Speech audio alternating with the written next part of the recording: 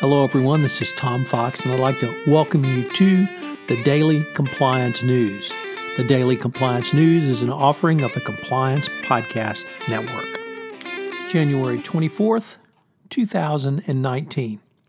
We start with an article from the Wall Street Journal that the European Commission finds lack of oversight in golden visa programs. These are citizen via investment plans, which really have a lot of lack of oversight. These programs provide European passports to wealthy individuals from across the globe.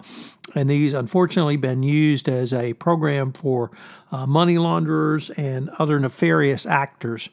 So it's good to see more transparency in how nationality is granted and more cooperation between the member states.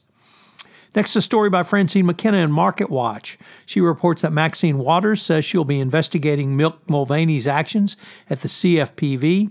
She plans to create the first ever congressional subcommittee focusing on diversity and to introduce legislation which reverses Ben Carson's policies at HUD.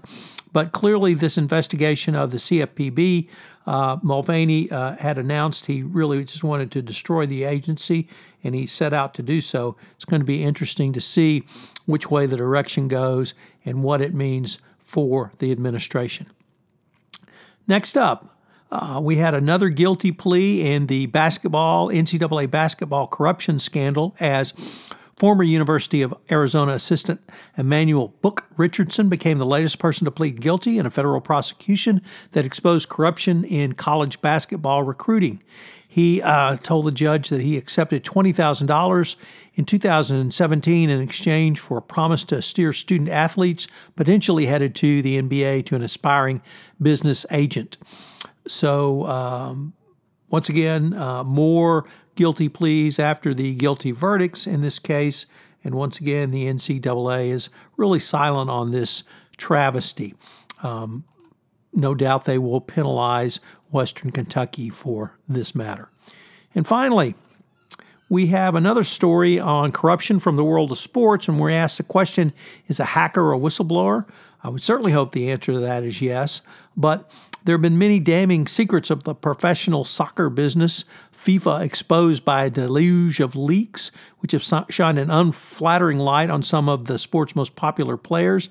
The man behind the leaks, a 30-year-old Portuguese named Rui Pinto, has been arrested in Budapest, and he faces extradition to Portugal for other crimes. Nevertheless, he's also probably will be prosecuted by the Portuguese authorities, and this obviously would be a very negative impact on whistleblowers, as transparency always trumps those who tried to hide bribery and corruption, and FIFA was right up there at the top of doing this. So it's a story that we're certainly going to follow. And once again, the world of sports provides several lessons learned for the compliance practitioner. This one is around whistleblowers and what do you do to not only prevent retaliation, but make sure a whistleblower is valued in your organization. This is Tom Fox.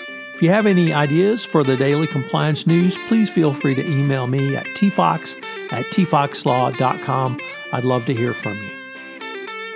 This is Tom Fox. I'm the Compliance Evangelist. As you may know, we've had several new offerings on the Compliance Podcast Network. One of those includes Popcorn and Compliance, where Jay Rosen and I take a look at compliance through the lens of movies, both current, contemporary movies, and classic movies. Also premiering in December. And finally, Mary Shirley and Lisa Fine have premiered their new podcast, Great Women on Compliance.